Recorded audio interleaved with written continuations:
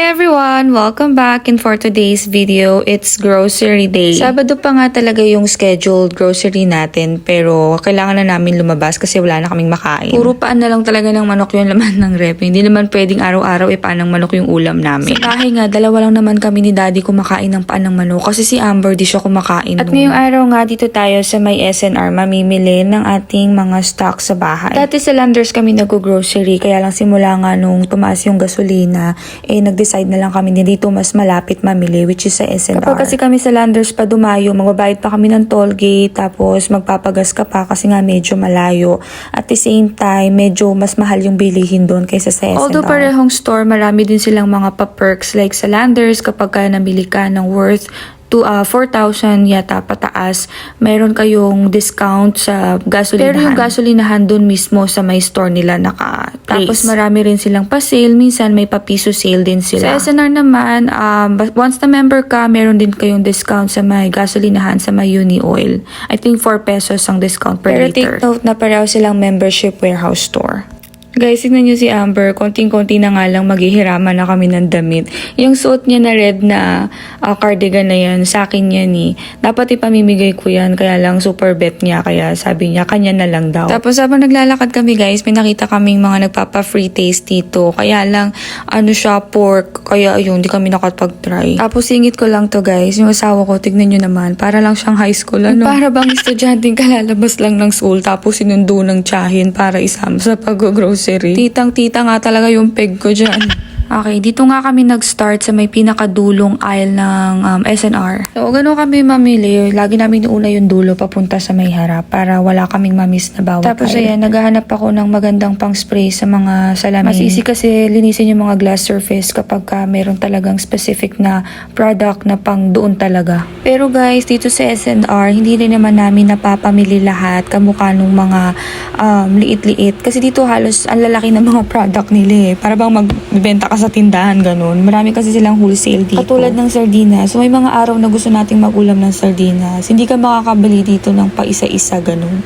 So, dito, 12 agad-agad. Bulto. So, yung mga kulang na hindi nga namin napamili dito, ibibili na lang namin sa may supermarket sa SM. Katulad ng Zonrox. Dito kasi, ang laki-laki ng Zonrox. Hindi naman namin kailangan ng ganun kalaki. Tapos, kapag ka naman mga isda at gulay, sa palengke na namin binibili yun. So, nag-schedule din kami ng ibang araw para naman sa pamamalengke sa labas. Okay, dito naman tayo sa mga prutas. Si Amber, matagal niya na talaga akong kinukulit na bilhan siya ng blueberry. Blueberry? Char. Blueberry. So, ayan, meron tayong nakita dito. Kaya lang guys, Diyos ko, ginto naman ang presyo. Yung ganun kalite, 519 pesos na yun. So, hinahayaan ko naman si Amber na matikman niya yung mga pagkain na hindi niya pa natitikman.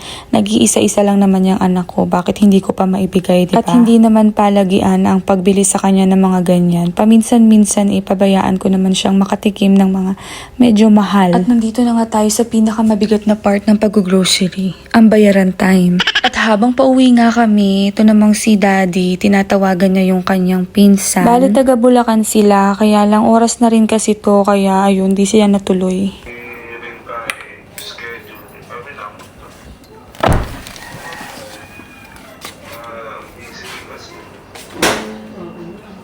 We're here, we're back, we're home! Grapes. So, magbababa na tayo ng ating mga pinamili. Sobrang init, guys. Shake natin yung raspberry mo. Medyo weirduhan ako doon sa lasa ng raspberry. So, isi-shake. Oo, parang gagawin kong smoothies. Show mo sa guys. Hindi, madami na to. Huwag mo nang bawasin. Guys, back home and we're gonna make our raspberry into a milkshake. Yay! So, gagawin na lang namin shake tong raspberry. Although masarap siya, pero medyo na-weirduhan ako sa lasa. Pero for Amber, masarap siya. Pero gusto ni Amber ipa-shake. So, shake natin siya. Okay, so, lagay na natin lahat to dito. Okay, next. So, lalagyan natin siya ng yelo. Kukuha lang si Mami ng yelo. Excuse that. Buko pa ba yan?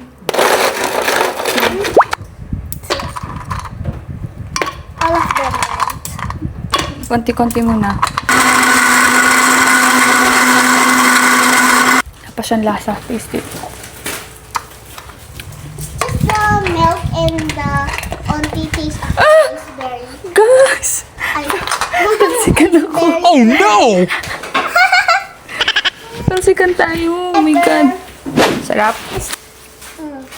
Very yummy. Yay! It have chocolate. Wow. Malapit na maubos yung supplement ko. Umiinom ako nito. Ayan. Yung collagen ng Mosview. So, umiinom ako ng 4 cups a day. 2 sa umaga, 2 sa gabi. Kasi yun yung proper way. I don't think magiging mas mabisa siya kung titipirin siya kung tagi-1 cups a day. So, ay! Sino naglagay nito dito? Daddy mo? So, lalagyan natin siya ng diaper kasi hindi pa siya marunong umihi talaga kung san-san pa siya umiihi. The little hair. Okay. Okay. Okay, good. The towel. Good job, Chopper. Oh my God, hindi ka na small. Kailangan mo na magpalit ng ano. He's not He's gonna getting die big. yet. You're getting big. Kahit gano'n tayo kaantok. Actually, guys, ako naman, pag talaga yung pagod na pagod ka, halimbawa may event tayo, may kasal or birthday, whatever event na kailangan kong i-assist yung client ko.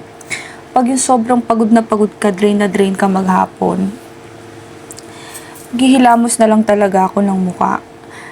At saka, hindi na ako maglalagay ng anything nun. Hindi naman ako nagme-makeup kasi hindi ako naglalagay ng foundation. So, normally, yung tatanggalin ko lang naman sa mukha ko, yung pollution na galing sa labas, which is mga alikabok, yung oil, at saka, yun, yung mga kilay, lipstick, ganon. So, yun, ang dami ko ng chika. But anyway, dito ko na lang tatapusin yung aking video. See you again, guys, tomorrow. I'll try to upload video. Itong i-edit kong to, i-upload ko siya bukas. Tatapusin. Thank you so much for watching, guys. I hope you like my video. Please like and subscribe. Try kong i-pin sa may comment section yung link ng YT ko. Meron din akong YT, guys. So, yun. Medyo super liit pa lang ng community natin doon. Sobrang konti pa lang ng followers ko. So, please subscribe and share my videos. Thank you. Bye!